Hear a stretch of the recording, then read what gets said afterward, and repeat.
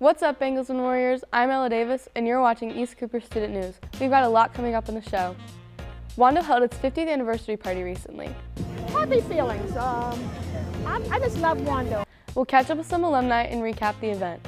Plus, Beckham and Wando's football teams finished out their regular seasons. We'll have all the highlights from their final home games. And CIS students are firing on all cylinders. We'll catch you up with some of the really cool things these students are working on. Stay tuned. It's November 9th, 2022, and East Cooper Student News starts right now. Oh, who films in a studio right down the street? ECSN! 10 students from Beckham and Wando on screen. ECSN! If informative news be something you wish, ECSN! they randomly bought their teacher a fish. ECSN! ECSN! ECSN! ECSN! Thanks for watching ECSN. I'm Ella Davis. 50 years is a long time to do anything, and last week, Wando celebrated its 50th birthday with an alumni event before the final home football game of the year. Alumni of all ages were invited to the event and were celebrated at the football game. We caught up with some alumni, and ECSN reporter Luca Alberon shares their stories with us as Wando celebrates 50 years of teaching students. In 1979, Jacqueline Brown walked the halls of Wando alongside many other alumni. Last week, they took a walk through memory lane at Wando's 50th anniversary alumni event before the last home football game Friday night.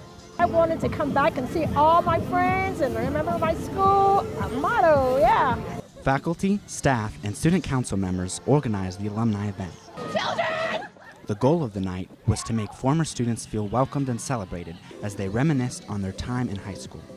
Oh my gosh, just being out in the open grass with my friends, just planning what we're going to do next, just everything about Wando I just love. Alongside Jacqueline, Wando's principal, Mr. Wilson, also spent the evening remembering his time at Wando and got to catch up with many of his former students throughout the night. I mean, we've been here for 50 years. It's time to celebrate. Plus, we've been in the house for 3 to 4 years, the last 3 or 4 years. Everybody needs to get out and have a good time.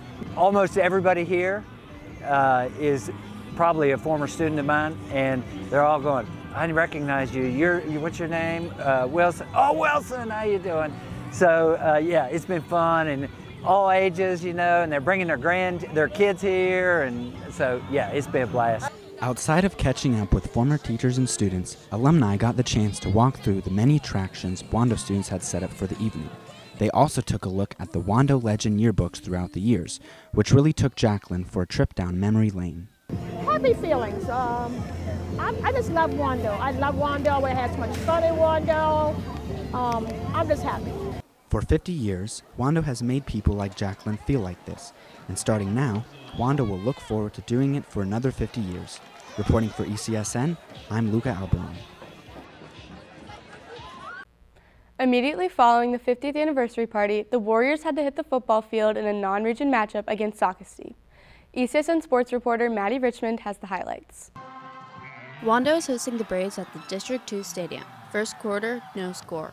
Wando with the ball. Bridger Faber takes the ball. He breaks 2 big tackles on his way to the end zone for the touchdown. Wando takes a 7-0 lead. Late in the fourth quarter, game tied at 7. Wando has one last chance to score again. Coleman Barish attempting a 20-yard field goal. The referees signaled the kick is good. Wando wins the last home game of the year, 10-7. They finished the regular season with a 3-7 record. Reporting for ECSN, I'm Maddie Richmond. Thanks, Maddie. Last Friday's game was also the Warriors' Pink Out game for breast cancer awareness. Fans were encouraged to wear pink from head to toe. For most students and fans, it's just a simple task to wear pink. But ECSN reporter Liz Balestrini tells us that for some people, it means so much more than wearing a pink shirt to a football game. On Friday, October 28th, Wando held their annual Pink Out football game to raise awareness for breast cancer. Stuff like this is so important to keep awareness out there so people are constantly checking themselves. Carrie Knotts is one of the many fans that wore pink at Friday night's game. She strongly believes in raising awareness for breast cancer. If you have a friend whose parents going through cancer, support them. Make sure you're constantly keeping in contact with everybody that's surrounding that patient. For some, the Pink Out theme may just mean dressing up in pink for breast cancer awareness, but to Carrie, the Pink Out has a deeper meaning. In January of 2020, I found a lump and I went to the doctor, and within 2 months I had Found out it was breast cancer, it was stage 2. 2 months later, in March of 2020, the world shut down for COVID. Carrie was now going to her treatments alone. Had to go through all of that, all of my surgeries and everything by myself because nobody was allowed to go into the hospitals. It's not just the patient, it's the family. Breast cancer affects the entire family. Addie Rose is Carrie's oldest daughter and a junior at Wando. She was 14 years old when she found out her mom had cancer. It was honestly so shocking that I don't even think I felt sad until like the next day, and I was honestly in a depressive state for about a month after that, not knowing what to do because my mom was the woman of our house, and then at that point I was going to have to start picking up everything she had to do. Addie Rose had to grow up quick, taking care of the things her mom normally did.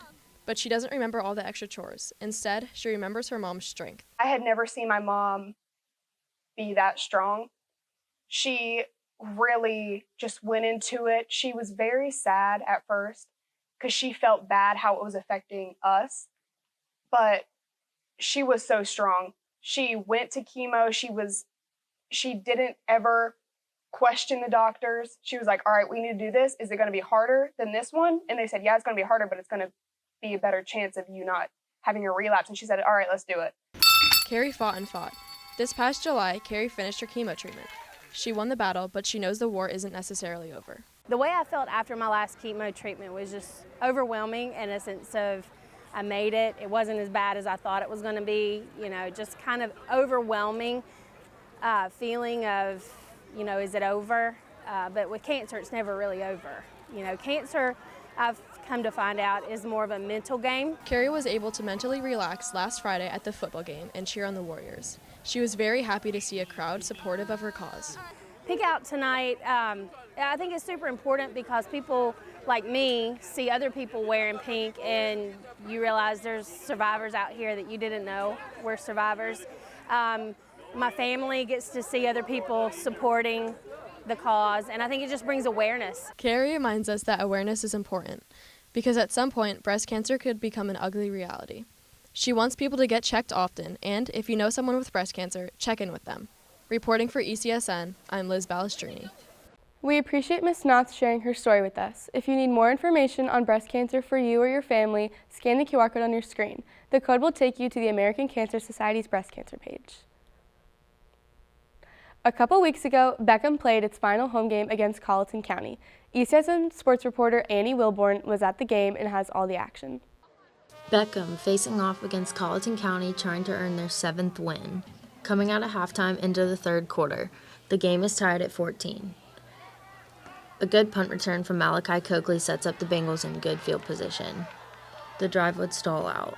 Jack Weil on to kick a 38-yard field goal. The kick is up, and it's good. Bengals take a 17-14 lead.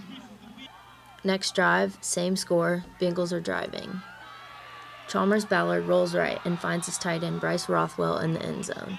The extra point is good. Beckham now leads 24-14. Still the third quarter, still 24-14. Colleton with the ball. Cougars throw a long touchdown pass right down the middle through defenders. A would-be tackler falls down, and it's an easy score for the Cougars. Beckham still leading 24-21. Late in the third quarter, same score, Bengals in Cougar territory. Robert Myers takes the toss right, carries the ball down the sideline, and runs in for his second touchdown of the day. Bengals extend their lead to win the game 31-21. Reporting for ECSN, I'm Annie Wilborn. Thanks, Annie. Yesterday was Election Day. In South Carolina, we voted for governor and Congress, as well as several local elections. For some students at Wando and Beckham, yesterday was their first time voting. Students say they were excited to hit the polls yesterday, and teachers say that your first time voting can feel a little weird. I'm a little excited just because it's something new and I get to be like an adult. I think it's important that we actually do it right, though, and not just vote one way or the other. I distinctly remember first time voting because I had no idea what to expect. So you always hear about voting and you might see something on TV, but you don't know what it is until you actually go and do it. And the funny part is you don't necessarily vote every year. It's really only every 2 years. So someone might not even vote till 2022 or whatever. So it's interesting that first time. Over here at the CIS, teachers are shining a spotlight on several different students. First up, we head to the IT department where Mr. Sullivan nominated a couple outstanding students who are working on how to connect computers together over an internet network. Not only they are enjoying it, it's bringing more enjoyment for me to have them in the class, because when they get something, they're very quick to help somebody else who's not getting it. It feels good to know that my work in class has been recognized and shows that I've put effort into it. IP configuration is basically giving a computer an IP address so you can identify it on a server or on the internet, and it also gives that computer access to the internet. I'm interested in IT because it gives me a background for because I want to go into cybersecurity, so I need an IT background so I understand how computers and all networks are connected. On the second floor of the CAS, Ms. Duggan's clinical health science students are putting all their skills to work in the lab. Ms. Duggan says Kennedy Ziegler is one student who has really stood out. I think that it gives kids kind of an opportunity and kind of insight in towards the medical field, which is something that I want to do when I'm older. And also it's a great way to kind of gain experience and knowledge through trial and error. Kennedy's like a really well-rounded student. She is vice president of her class. She is in the Key Club. When I asked for volunteers, she's the first one to raise her hand. She's going to speak to the 8th grade, the 9th grade. Let's head outside. The CAS horticulture classes are working on installing a putting green near the greenhouse. Their teacher, Mr. Miller, says Emily Brown has been a huge help in getting that project underway. And it's perfect for her because Emily wants to go into turf management. Well, she's such an excellent student in class, always super engaged. She's the president of the FFA. She works at a golf course. She wants to pursue golf course maintenance as a career. So I thought it was so awesome that she has all of that aligned. She's on the golf team. You know, it's so rare that a student knows what they want to do and has all of their hobbies, activities after school align with that. When I go to college, I do want to go into the PGM program, which is professional golf management. And even though it's more of the management side of golf, it's still nice to have some type of background in agriculture and stuff like that because you are running a golf course. The horticulture program will also host their fall plant sale this Saturday from 1 to 4 at the greenhouse. They'll be selling a variety of landscaping plants as well as houseplants. Plants will range from $4 to $12 and you can pay in cash or check. And if you've been near our media technology studios, you might notice a virtual reality lab is coming soon across the hall from us. That's because Ms. Bile has been working with the engineering design team to help get the lab up and running. I nominated the engineering club's design team because they were really instrumental in getting the VR learning lab off the ground. I have not been expecting it, but I think that it's really good. I'm really honored to know that my hard work has been recognized in this school. I feel happy because I'm glad making my teachers proud. It feels good just to know that someone's recognized all the hard work that I've put into everything that I'm doing. The kids who are designing the VR lab will submit their design for the Skills USA competition later this year. We've got a couple announcements before we end our show. The holiday season is here and Miss Leland at the CAS is collecting donations for Toys for Tots. You can bring unwrapped toys to her room in K221 or you can buy them on Amazon. The QR code to the Amazon wish list is on your screen and your donations will be delivered right here to the CAS.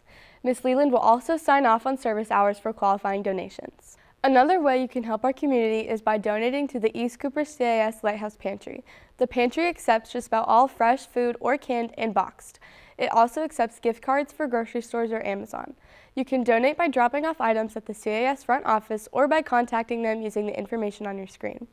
That's all for our show today. If you think you have something we need to announce on the show, please let us know by emailing our teacher, Mr. Fabiano, at the email address on your screen. Our next show is December 7th. This is Ella Davis signing off for ECSN.